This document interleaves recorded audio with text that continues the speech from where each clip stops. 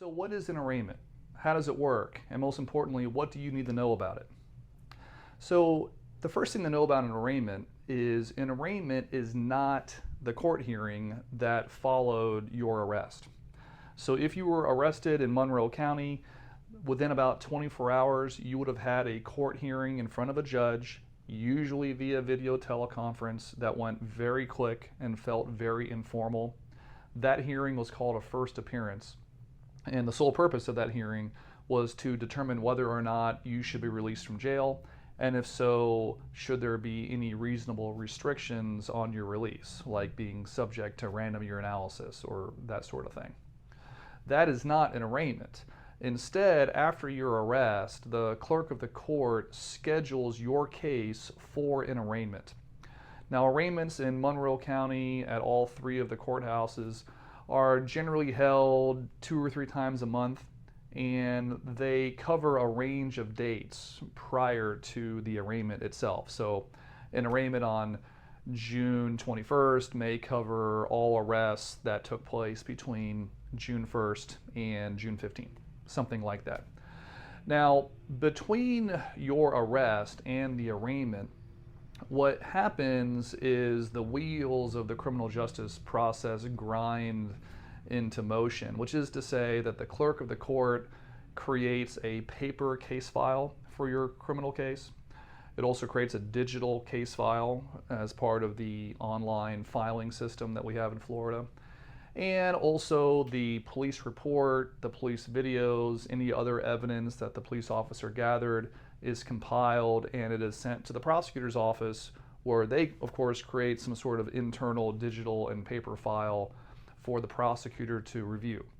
Now, between the arrest and the arraignment, the prosecutor is supposed to analyze your case, perhaps speak with the witnesses like any alleged victim or police officers, and make a determination of whether or not the prosecutor has a good faith belief that he or she could prove your case beyond a reasonable doubt if he or she had to do so. So at your arraignment, the first thing you need to know is that your attendance is required. So you can waive your attendance if you retain our law firm or other competent counsel that knows how to do that. But if you have not yet retained our law firm and you've got an upcoming arraignment, you need to make sure you attend the arraignment in person. If you do not, then the judge will issue a warrant for your arrest. So it's very important that you're mindful of the arraignment date and your obligations there. Now, let's say you go to the arraignment or you retain our law firm and we waive your personal attendance at the arraignment. Let's talk about what happens at the hearing itself. Well, as I mentioned a moment ago, the prosecutor was supposed to be working on your case and making a decision of whether or not to file criminal charges against you, and if so, what those charges should be. Now, in my experience, roughly half of the time, the prosecutor is not ready to file charges at the first arraignment date. And that could be for any number of reasons. It could be for a good reason, like the prosecutor is not sure you're actually guilty and wants to do some talking with the police officer or the alleged victim. Or it could be for a silly reason, like the prosecutor was on vacation and just got back and has a lot of emails and things to go through, and they just haven't gotten around to it. So whether it's good reason, bad reason, or no reason at all, the prosecutor can ask the judge to reschedule your arraignment date. And the term we call a rescheduling or postponement, we call that a continuance. So when your case is called by the judge, the first thing the judge is going to do is check to see if you are present in the courtroom or if your law firm waived your attendance, okay? And once the judge has answer that question, assuming that you don't have a warrant coming for your arrest, the next thing the judge will do is turn to the prosecutor and say, hey, prosecution, do you have a decision to make? Well, if the prosecutor is not ready to file charges, the prosecutor will ask for a continuance, and it will be granted. In my experience, as I said, about half of all first-time arraignments result in a continuance.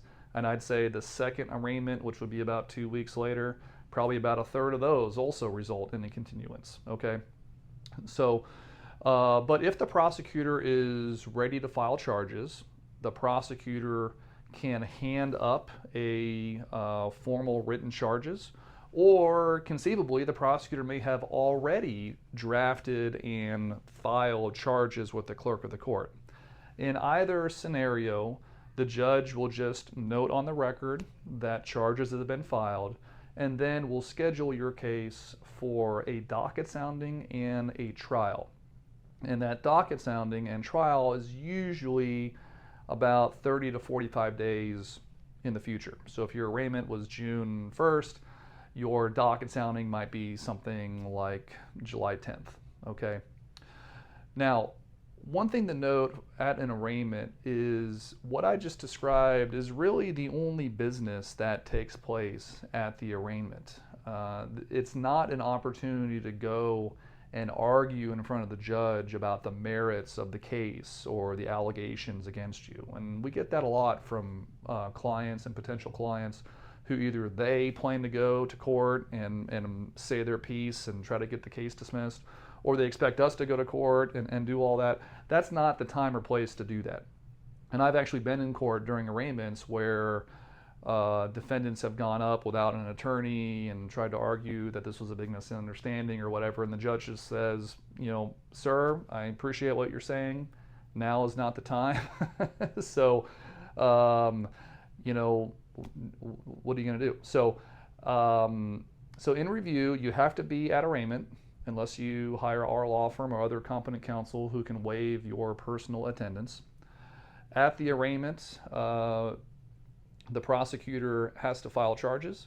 And one thing I forgot to mention is that once charges are filed, then the defendant has to enter a plea of not guilty or guilty conceivably, but that almost is never the case. So the only piece of business is the defendant there?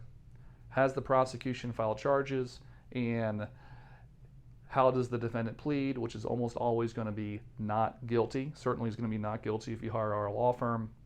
And then the judge finally, fourth and finally, will schedule that case for trial and a docket sounding. If you have any questions about your upcoming arraignment or otherwise have questions about your criminal case or your loved one's criminal case, please give you a call. We'd be happy to give you a complimentary consultation and to help you through it. Thank you.